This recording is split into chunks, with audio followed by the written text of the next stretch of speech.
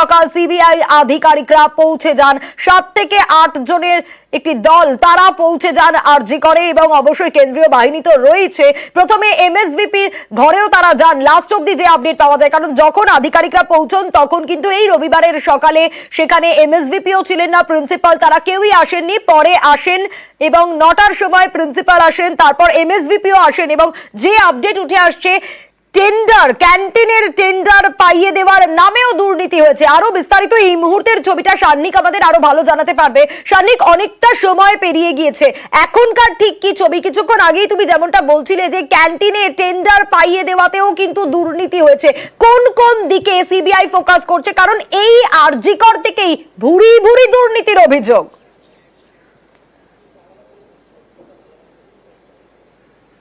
একেবারে শুধুমাত্র ক্যান্টিন নয়, একাধিক অভিযোগ সামনে যেমন রয়েছে, সেই অভিযোগগুলোকে নিয়েই তদন্ত করার ক্ষেত্রে একদিকে যখন আমরা দেখছি ডক্টর সন্দীপ ঘোষ এবং ডক্টর সঞ্জয় বশিষ্ঠের বাড়িতে সিবিআই আধিকারিকরা পৌঁছেছেন, তার পাশাপাশি অবশ্যই অত্যন্ত গুরুত্বপূর্ণ সেই সময় তারা যখন অফিসে ছিলেন সেই সময় তাদের যে অফিস, যেখানে থাকাকালীন তাদের সময় এই দুর্নীতির অভিযোগগুলো সামনে এসেছে, সেই অফিসগুলো, অর্থাৎ তার মধ্যে এমএসভিপির অফিস কেন অত্যন্ত গুরুত্বপূর্ণ? তার কারণ একটা হসপিটাল অ্যাডমিনিস্ট্রেশন চালানোর ক্ষেত্রে শেষ কথা বলেন সেই হসপিটালের মেডিকেল সুপারিনটেন্ডেন্ট।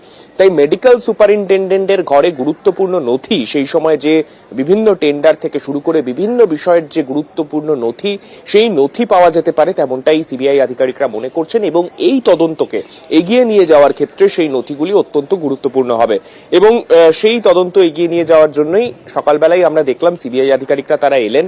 এবং আজকে রবিবারের কথা যেমনটা তুমিও বলছিলে একটু আগেই, রবিবার সকালে আজকে যেহেতু অ্যাডমিনিস্ট্রেটিভ পার্ট পুরোপুরি বন্ধ থাকে, সেই জায়গায় যারা এখানকার যারা নোডাল অফিসার আছেন তাদেরকে প্রথমে সিবিআই আধিকারিকরা সিআইএসএফ মারফত তারা ফোন করান, এবং ফোন করিয়ে প্রিন্সিপাল এবং ভাইস প্রিন্সিপাল অর্থাৎ এমএসভিপি এই দুজনকে হাসপাতালে আজকে আসতে বলা হয়, কেননা তাদের অফিসে গুরুত্বপূর্ণ তল্লাশি অভিযান চালানোর প্রয়োজন রয়েছে, তেমনটাই সিবিআই আধিকারিকরা জানান।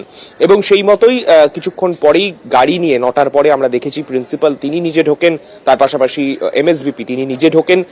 তারা ঢোকার পরেই কিন্তু তাদের অফিসে সিবিআই আধিকারিকরা যান। প্রথমে প্রিন্সিপালের অফিসে কিছুক্ষণ থাকার পরে তারপরে এমএসভিপির অফিসে কিন্তু মূল যে টিম, এখানে যে আরজি করে আজকে সিবিআই এর যে টিম এসে উপস্থিত হয়েছে, সেই মূল টিমটা কিন্তু এই এমএসভিপির অফিসেই বর্তমানে রয়েছে।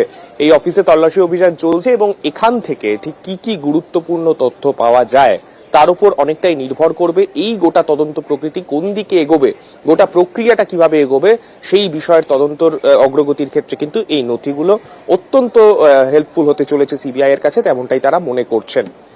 বেশ সার্নিক, অবশ্যই পরিস্থিতির দিকে নজর রাখো। আমরা একটু ছবিগুলো দেখাবো দর্শকদের, কারণ রবিবার দিন সকাল থেকে ঠিক কি ছবি ধরা পড়ছে। 15টা জায়গায় সিবিআই আধিকারিকরা হানা দিয়েছেন, পৌঁছে গিয়েছেন। আপনারা জানেন যে এই দুর্নীতির তদন্তে কিন্তু রাজ্যের তরফ থেকে সিট গঠন করে দেওয়া হয়েছিল, সিট সেই দুর্নীতির তদন্ত করছিল, কিন্তু তারপর সেই মামলা হস্তান্তর হয়ে যায় সিবিআই এর কাছে। গতকালই এফআইআর রুজু করে সিবিআই, আর গতকাল এফআইআর রুজু করার পর আজ থেকে একেবারে অ্যাকশন মোডে দেখা যাচ্ছে সিবিআই কে। আরজি করে তো যাচ্ছেনই সিবিআই আধিকারিকরা, সেখানে তো সকাল থেকে রয়েছেন, তারই পাশাপাশি কিন্তু আরো 14টি জায়গায়, মোট 15টি জায়গায় সিবিআই হানা। তার মধ্যে যে ছবিগুলো আপনাদের দেখাচ্ছি অত্যন্ত গুরুত্বপূর্ণ সন্দীপ ঘোষের বাড়ি, যেখানে একেবারে সকাল 6:50 নাগাদ সিবিআই আধিকারিকরা পৌঁছে যান। অন্যদিকে ডক্টর দেবাশিস সোমের বাড়ি কেষ্টপুরে, সেখানেও কিন্তু সিবিআই আধিকারিকরা পৌঁছে যান। আপনাদের আরো একটা ছবি দেখাচ্ছি, এন্টালির ছবি, যেখানে প্রাক্তন সুপার আরজি করের সঞ্জয় বশিষ্ঠ, সেই সঞ্জয় বশিষ্ঠের বাড়িতেও 6 থেকে 7 জনের সিবিআই টিম তারা পৌঁছে যান।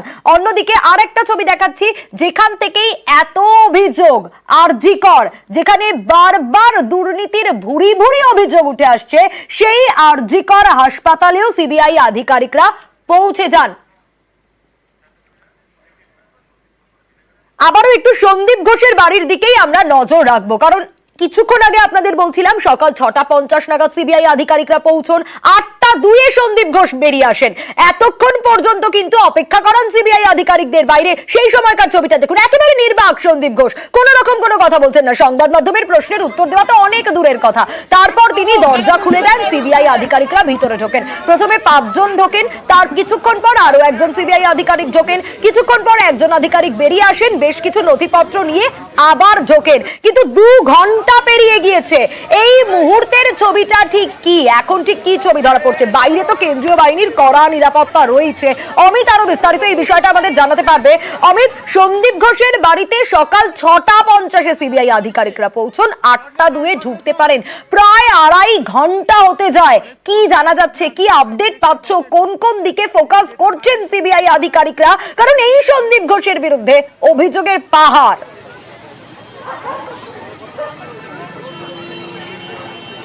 একাধিক অভিযোগ এই সন্দীপ ঘোষের বিরুদ্ধে।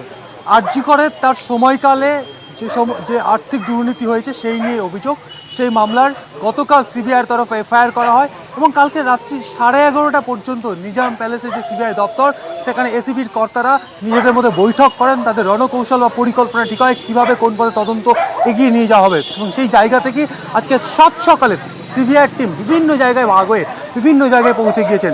আমি এই মুহূর্তে রয়েছি বেলেঘাটে সন্দীপ ঘোষের বাড়ির সামনে, যেখানে 6:50 সিবিআই আধিকারিকরা কেন্দ্রীয় বাহিনী নিয়ে এসে উপস্থিত হন। এবং এই মুহূর্তে এই বাড়ি 4তলা বাড়ির ভেতরে এই মুহূর্তে সিবিআইয়ের 6 জন আধিকারিক রয়েছেন এবং এই কেস রিলেটেড বিভিন্ন নথিপত্র নিয়েও সিবিআই আধিকারিকরা এসছেন। সেই সমস্ত নথিপত্রের সাথে তার বিরুদ্ধে যে অভিযোগগুলো উঠেছে সেই সমস্ত অভিযোগের সত্যতা যাচাইয়ের ক্ষেত্রে তাকে জিজ্ঞাসাবাদ করা হচ্ছে এবং একই সঙ্গে তার কাছে এই বাড়িতে যদি কোনো ডকুমেন্টস রাখা থাকে সেই সমস্ত ডকুমেন্টস খতিয়ে দেখার কাজ করা হবে, এমনটাই কিন্তু সিবিআই সূত্রে বলা হচ্ছে।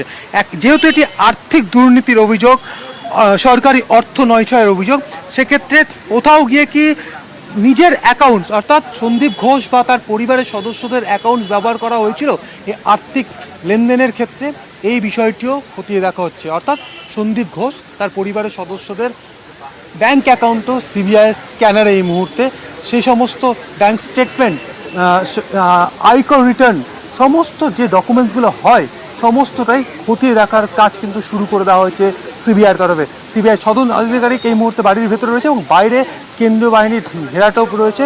কোনো রকম যাতে বিশৃঙ্খলা তৈরি না হয় এই কারণে বেলেঘাটা থানার তরফও পুলিশ মোতায়েন করা হয়েছে সন্দীপ ঘোষের বাড়ির সামনে।